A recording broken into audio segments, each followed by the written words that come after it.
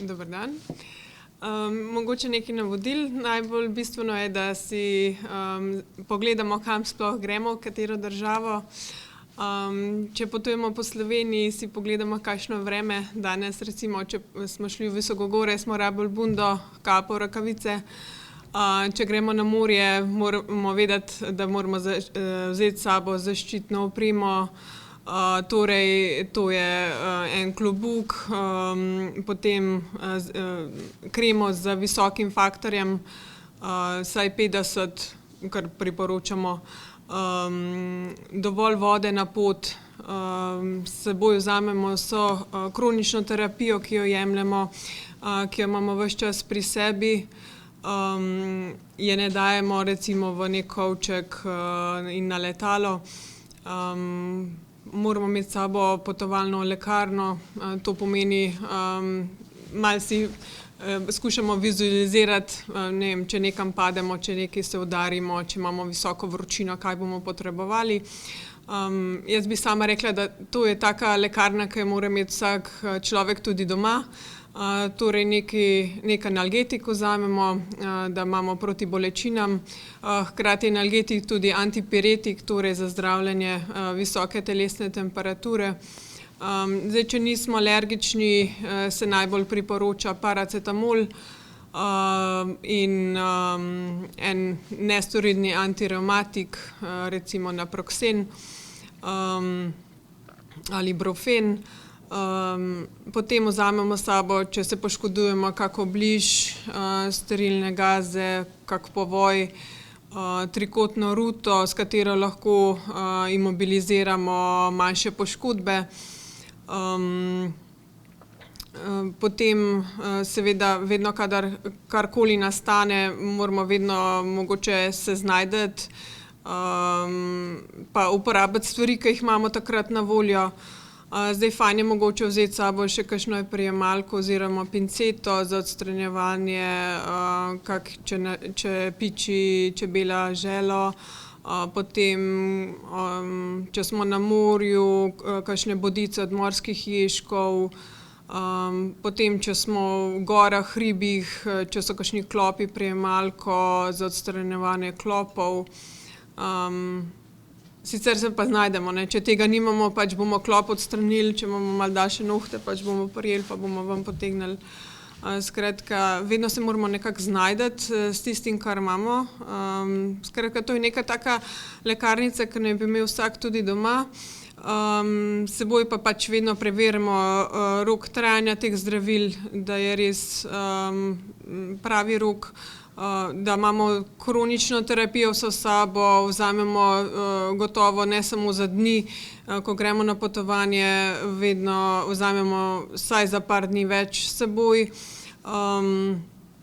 Potem lahko pač vedno moramo vzeti dovolj vode, če stojimo v zastojih. Zastoji vemo, da lahko trajajo tudi več ur. Pa kaj za pojesti. Predvsem, če imamo družino, če imamo otroke, da niso lačni. Poskrbimo, če se vozimo v avtomobilu, da ne sije direktna sončna svetloba, da ne vem, damo eno zavesico nekaj na okno, da ni prevroče. Predvsem pa, da se izogibamo velikim fizičnim aktivnostim sredi dneva. Nekako do 9, 10 naj bi tista večja fizična opravila oziroma večje športne aktivnosti končali. Zdaj na morju, nekateri starši ob 5 zjutraj se zbudijo, grejo na kolo, da pride nazaj, ko se otroci zbudijo in potem grejo skupaj v vodo. Tako da ja, tiste večje fizične aktivnosti naj bojo res v tistih jutranjih urah, ko še ni zelo vroče, da se izognemo vročinski preobremenjenosti in izčrpanosti. S sabo mogoče v potovalni lekarni vzamemo še antihistaminik, za primer, ne vem, če pride do kakšne alergijske reakcije. To so zdravila, ki jih vsa lahko dobimo brez receptov v lekarni, torej antihistaminik, analgetik. Lahko vzamemo še za lokalno, mogoče srbečico po piku še lokalni antihistaminik. Sicer pa se nekako znajdemo, pa gremo v mogoče lekarno, kjer smo na potovanju. Če pa smo v kakih odročnih krajih, se moramo pa temu primerno mogoče malo bolj pripraviti že vnaprej. Hvala. Doktor Konar bo podala navodila za otroke oziroma seveda njihove starše. Hvala, lep pozdrav tudi od mene. Jaz bi pa pravzaprav začela že majčkeno prej, še predno se na pot sploh odpravimo. Se mi zdi, da pri malih otrocih je res pomembno, da mislimo nanje že, ko izbiramo počitniške cilje. Tukaj bi rekla predvsem iz dveh razlogov. Nekateri otroci slabše prenašajo potovanja, vožnjo. Če vemo, da imamo takega otroka, jaz mislim, da je smiselno, sploh dokler so majhni, da te cilje primerno izberemo, se pravi, da otroka, za katerega vemo, da težko prenaša vožnjo, da mu je slabo, da vedno joka, da ne more zaspati med vožnjo, pač ne bomo peljali nekam daleč, a ne. To pravzaprav morda ne izgleda čisto zdravstven problem, ampak sigurno pa prispeva k duševnemu miru pri oddihu družine, če za nami ni en dan joka med vožnjo. Fino je, da potujemo ponoči, da si otroci med vožnjo spočijajo, da tudi pot lažje prenesejo. Zdaj, druga stvar, ki se mi zdi pomembno, sploh ko potujemo na počitnice na morje z malim otrokom, je pa, da se pozanimamo, kako je z naravno senco. Pri malih otrocih je pomembno, da imamo na razpolago, ne vem, gozdiček ob plaži, dovolj naravne sence. Malega otroka pač ne moremo držati na plaži pod enim senčnikom, a ne, to ne gre. Otroci so živahni, letajo naokrog in pač tudi zaščite pred vročino, pred soncem potrebujejo več. Tako da te dve stvari se mi zdita pomembni, že ko se odločamo, kam bomo potovali. Sicer glede potovalne lekarne zelo podobno kot pri odraslih, pri otrocih enako pomembno je, da imamo nekaj proti vročini in bolečini. To sta tako za otroke kot za odrasle večinoma učinkovini paracetamol in pa ibuprofen. Vse to, tako kot je kolegica povedala, lahko dobimo tudi brez recepta v lekarnah, tako doma kot praviloma v počitniških krajih. Pomembno je, da smo pozorni na roke uporabe, da pogledamo, a se zdravilo hrani na hladnem ali je lahko na sobni temperaturi, da redno preračunavamo odmerke glede na težo ali pa starost otroka. To je pač pri otrocih nam je nekako redna domača naloga, ker je treba pač odmerke prilagajati. Tudi za otroke je fino, da imamo kakšen antihistaminik, se pravi zdravilo proti alergiji. Zdaj tisti, ki imajo znane alergije, tisti imajo tako ali tako predpisane kompletke, ki so namenjeni za primer, da otrok zaužije ali pride v stik z alergenom, ki je zanj znan. Pa tudi za vse druge je fino, da imamo nekaj od teh zdravil s seboj, za primer kakšnih hujših reakcij ob pikih insektov, ob stiku s kakšnimi rastlinami, morskimi živalmi ali pač če zaužijejo neko hrano, ki bi povzročila eno reakcijo. Kar se tiče preventive v počitniških krajih, bi vsekakor rekla, da je pri malih otrocih treba biti še bolj pozoren, sploh če potujemo v kakšne kraje, kjer je higiena bolj vprašljiva, kot smo jo navajeni doma. Za otroke izključno uporabljamo stekleničeno vodo, v sili prekuhano, nikakor ne iz kakšnih nepreverjenih virov. Izogibati se je potrebno svežemu sadju ali pa zelenjavi, ki jo nismo sami olupili, sami temeljito umili, tako da tukaj sploh pri otrocih bi odsvetovala razne kupljene smutije, solate in tako naprej. Tukaj moramo opozoriti še na eno tako kar pogosto prepričanje, a ne, starši mislijo, če so plačali drag hotel, če je ustrezno število zvezdic, da to pomeni, da je hrana zanesljiva, pa žal temu ni vedno tako, a ne. Tako da vsi ti previdnostni ukrepi glede vode, glede svežega sadja, zelenjave seveda veljajo ne glede na to, koliko smo za počitniško nastanitev ali pa restavracijo odšteli. Tako da pozornost mora biti, mlajši, ko so otroci, bolj pozorni moramo biti, ker je seveda pač neka dehidracija ob driski, bruhanju za malega otroka seveda hitreje usodna kot pa za odrasle.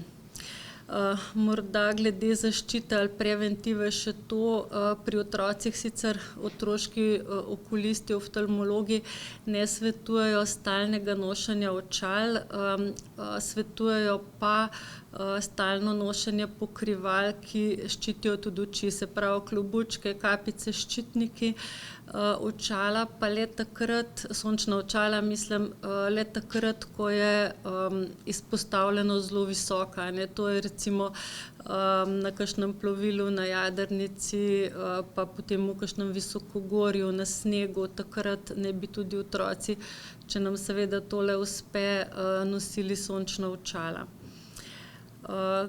Morda še besedico dve o poškodbah. To je tudi pri otrocih bolj kot ne vprašanje časa, a ne, tisti padci, odrgnine, rane so kar pogosti, tako da, tako kot je kolegica rekla, pri otrocih velja še bolj, na pot ne smemo brez ene zaloge, tiste vsaj minimalne za oskrbo ran, tako da razne gaze v bližji rane temeljito umijemo s čisto vodo, lahko tudi milom pokrijemo.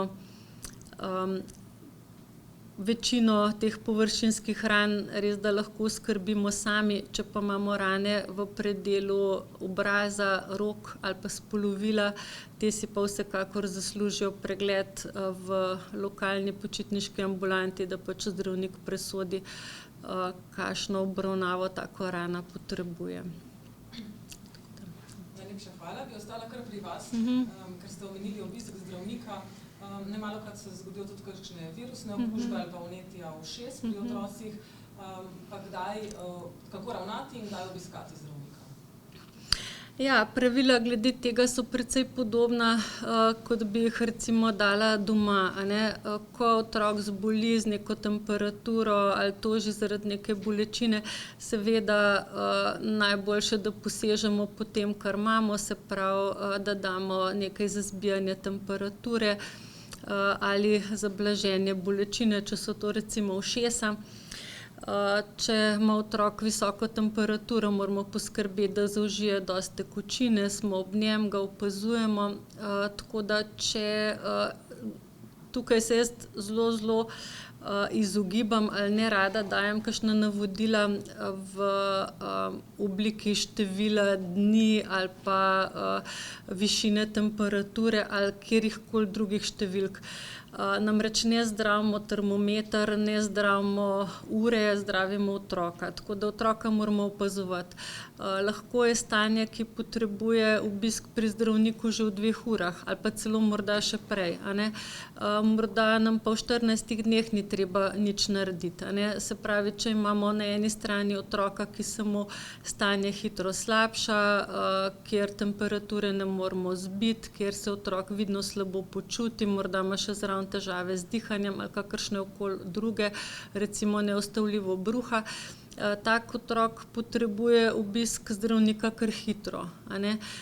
Na drugi strani imamo pa lahko otročka, ki se pač nekam slabo počuti, vsake 3 dni ima tam neko nizko temperaturo, sem in tja pokašlja, v vmesnem času pa čofota, dirka s svojimi prijateljčki naokrog, se normalno igra, normalno ješč.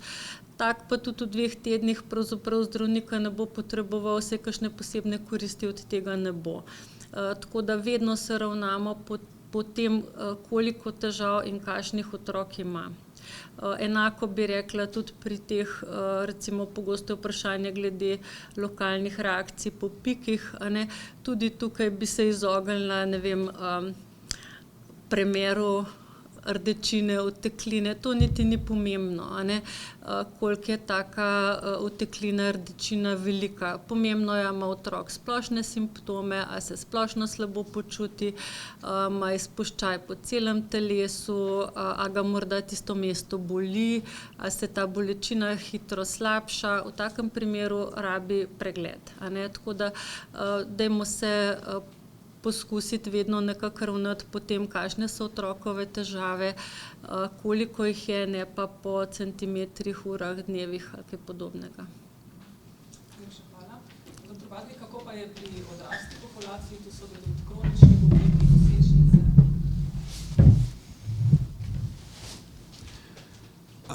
Pri odrasli populaciji kar dokaj podobno, a ne, pač moramo se nekako sami sebe poznati, in če vidimo, da gre za res neko hudo poslabšanje kronične bolezni, predvsem na potovanju, a ne pa da vemo, da si kronični, recimo, da imaš kardiovaskularno obolenje, ne greš plavat pač sredi dneva v mrzlo vodo, a ne, ker se ti lahko stanje akutno poslabša. Zdaj, če imaš težave z dihanjem, pa si na potovanju, povzameš svojo redno terapijo in blažilce, recimo, če si astmatik ali pa imaš kronično obstruktivno bolezen pljuč, bronhodilatatorji in potem ni boljše, vedno težje dihaš, boš mogoče res mogel tudi isti dan iti do zdravnika. Če pa ti to pomaga, pa se nekako poznaš svoje lastno stanje, greš mogoče lahko domov, kjer bo okolje spet domače. Če bo izboljšanje stanja, super, sicer pa je treba verjetno do izbranega zdravnika. So pa stanja, ki se lahko rapidno slabšajo, tako da načeloma odrasel človek to prepozna. Zdaj, če gre za zdravega odraslega človeka in zboli na primer z drisko, z bruhanjem, z visoko vročino, se mora tudi sam sebe opazovati. Če bo lahko zaužil dovolj tekočin med tem, ko bruha, a ne, v tistem obdobju, ko ne bruha, super, da se bo lahko hidriral, da bo lahko hodil na stranišče lulat. Če pa ne bo dovolj urina, to pomeni, da je verjetno dehidriran. To ne pomeni, da moraš priti zdaj v prvih par urah, ampak če pa konstantno bruhaš in ne moreš zaužiti dovolj tekočin, je pa vsekakor na mestu, da obiščemo zdravnika vsaj za intravenozno rehidracijo. Sicer pa je s temi virusnimi okužbami, tako imenovanimi trebušnimi viruzami, tako da same ponavadi v nekaj dnevih izzvenijo. Načeloma, če traja več kot 7 dni, pa se svetuje obisk zdravnika, pregled blata na mikroorganizme.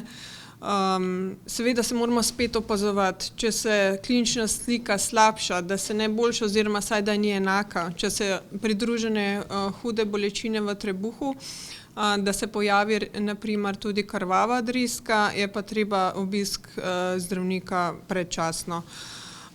Kar se tiče kakšnih okužb dihal, tega je tudi kar nekaj, se moramo spet sami sebe opazovati, visoko temperaturo zdravimo z antipiretikom, torej ibuprofen, paracetamol ali pa naproksen, se opazovati. Če zdaj je pridružena visoka telesna temperatura, pa težko požiramo, pa čutimo, da imamo, a ne, otečene mandlje, se pogledamo v ogledalu in če vidimo, da imamo bele obloge, vsekakor je na mestu, da gremo do zdravnika, ker imamo lahko angino, ki se zdravi z antibiotikom. Tako da tukaj pa ni na mestu, da čakamo 3 dni. Ne, torej sami sebe moramo opazovati, če nas nekaj boli, vprašimo koga, dajte mi pogledati v žrelo, a ne, ali pa sami sebe pogledamo. Če pa vidimo samo rahlo pordelo žrelo, visoka temperatura, imamo čuden spremenjen glas, malo pokašljujemo, gre lahko za okužbo zgornjih dihal, na tem mestu doma počivamo, se izogibamo večjim fizičnim naporom, veliko pijemo. Če pa spet sami sebe opazujemo, vidimo, da tukaj nekaj ni v redu, da se ta kašelj slabša, da je produktiven, da imamo zraven prsno bolečino, da imamo težave, da smo zasopli po nekaj metrih oziroma po hoji po stanovanju, je pa to spet neka taka urgentna situacija, ki bo sigurno potrebovala predčasni pregled pri zdravniku. Ja. Najlepša hvala. Zdaj pa za konec samo še te klasične poletne nadloge, torej meduze, ježki, klopi, kaj svetujete? Ja, pri meduzah se svetuje, če so lovke še pritrjene, da vzame tisti, ki bo reševal oziroma pomagal človeku, oziroma če bomo sami sebe, da vzamemo neko vrečko oziroma palčko, da te lovke oziroma ostanke te meduze odstranimo. Potem speremo z morsko vodo. Zdaj nekje se svetuje še kisom, jaz ne vem, če kdo s kisom kampira, mislim, da je čisto zraven morja, ko te meduza ne oplazi.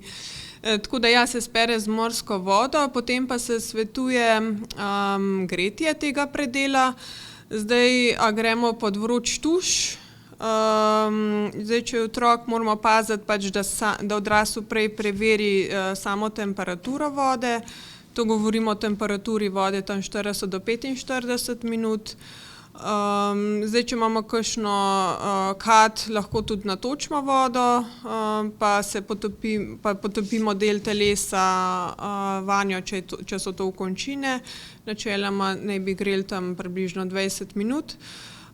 Vsekakor se svetuje analgetična terapija proti bolečinam, pa opazovanje. Zdaj, v primeru kakšne alergijske reakcije se svetuje tudi antihistaminik. Je pa seveda tako, meduze v Jadranskem morju niso smrtno nevarne. Obstajajo pa tudi po svetu pač različne vrste meduz, tako da se moramo preveriti, kje se nahajamo, katere meduze se v tistem morju nahajajo, ker lahko pride tudi do sistemskih reakcij. Načeloma v naši bližini tega ni. Kar se tiče morskih ježkov, zdaj vse vidne bodice iz kože odstranimo s kakšno pinceto, če jo imamo. Torej vse, kar ven štrli, probamo ven potegniti v smeri, kakor je bila zabodena. Zdaj, kar ostane notri, v to ne drezamo, ampak pustimo in bo samo v nekaj dneh verjetno prišlo na plan. Če se to ne zgodi po kakem tednu, gremo do zdravnika in nam lahko on potem to razreši. Vsekakor se svetuje analgetična terapija, pa kot vsako rano, da jo umijemo, speremo z vodo, umijemo z milom, tudi ni nujno, da jo pokrijemo. Potem ste rekli še klopa. Ja, tega imamo kar precej, ne. Najpomembneje je, da ga čim prej odstranimo. Obstajajo prijemalke za odstranitev klopa, nič ne polivamo po samem klopu, ne vrtimo, enostavno primemo klopa čim bližje koži in v eni smeri potegnemo, ne. Tudi če ostane kakšna nogica ali karkoli v koži, tega nič ne bezamo notri, to načeloma se samo spontano odstrani. Je pa pomembno, če smo imeli klopa, samo opazovanje še mesec in pol, predela kože, kjer je bil klop, ker lahko pride do nastanka tega borelijskega izpuščaja, to je tak kolobarjast, rdečkast izpuščaj. Načeloma nekateri pridejo tudi, že naslednji dan s takim izpuščajem. Naslednji dan je samo lokalna reakcija na ta klop, tako da vsaj par dni opazujemo, načeloma se to pojavi kasneje. Bi pa svetovala v primeru glavobola povišane telesne temperature in splošno slabega počutja, mesec in pol po vbodu klopa, da se pa grejo pokazati k zdravniku. Namreč v Sloveniji so klopi precej okuženi, imamo tudi lahko pride do meningoencefalitisa. Tako, če boste vi še kaj dodali. Ja, jaz bi toliko dodala, pri opazovanju po klopih moramo biti pozorni tudi na druge dele telesa. Pri borelijski okužbi lahko pride do stanja, ki mu rečemo zgodnji razsoj, zgodnja diseminacija, se pravi, da se lahko pojavijo ti borelijski obroči tudi na drugih delih telesa, se pravi ne samo tam, kjer je vbod klopa bil. Borelijska okužba se lahko pokaže tudi kot vnetje sklepa, se pravi, da bomo videli bolečino, oteklino katerega od sklepov, lahko se pokaže kot ohromelost obraznega živca, pareza facialisa, to bomo videli kot asimetrijo obrazne mimike, pa še na nekatere druge načine, tako da vbodi klopov niso kar tako. Tudi te časovnice, mi običajno rečemo za borelijske eriteme, tam 7 do 10 dni, klopi oziroma borelije se teh časovnic ne držijo ravno dobro. Tako da, če imamo neke nejasne znake, je vsekakor na mestu pregled pri zdravniku, tako da se razjasni, za kakšno težavo gre, pa da se pravočasno začne z zdravljenjem. Zdaj, sploh, ko gre za male otroke, otroci so pri tleh, otroci klopov poberejo kar veliko.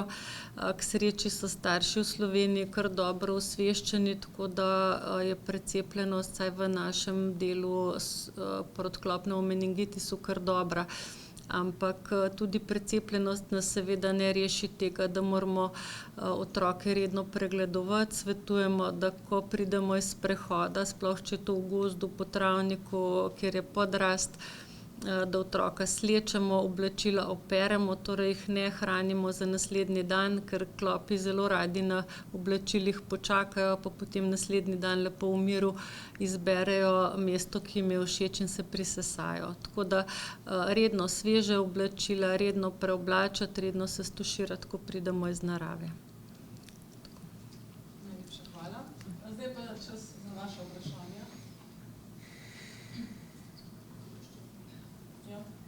Mogoče bi vas jaz vprašala posam še glede hranjenja zdravil. Verjetno ni smiselno, da jih imamo, ne vem, v avtomobilu na 30 stopinjah plus in tako. Dobro vprašanje, odgovor pa malo negotov. Namreč, ko se peljemo na počitnice, se temu, da se sem in tja mi sami in vsebina naših avtomobilov dodobra pregrejejo, temu se pravzaprav težko izognemo. Vsekakor je pa smiselno, da na zdravila mislimo, da tudi pogledamo, na škatlicah običajno piše, katera zdravila lahko hranimo vsaj pri sobni temperaturi, katera so tista, ki zahtevajo hranjenje v hladilniku, tako da smo v tem primeru malo bolj pozorni, a ne. Se zdaj tako, da bi bila res občutljiva na visoke temperature, običajno ta najbolj redna, ki jih imamo s sabo, se pravi paracetamol, ibuprofen, niti niso. Lahko so pa na visoke temperature občutljiva nekatera bolj specifična zdravila, ki jih imajo recimo ali otroci ali pa odrasli za zdravljenje njihove osnovne bolezni kot redno terapijo. Večinoma pa so bolniki oziroma starši, ki imajo otroke s tako terapijo, na to opozorjeni in pač na to pazijo. Ampak ni pa ravno tako, no, da bi morali zdravilo takoj zavreči, ko smo se recimo mi in naš avto pregreli v kakšni vrsti za trajekt, a ne. To je to, če nimate vprašanj, če smo bili dovolj izčrpni, se vam zahvaljujem, da ste prišli in seveda obema gostjama. Hvala lepa za vse informacije. Hvala za pozornost.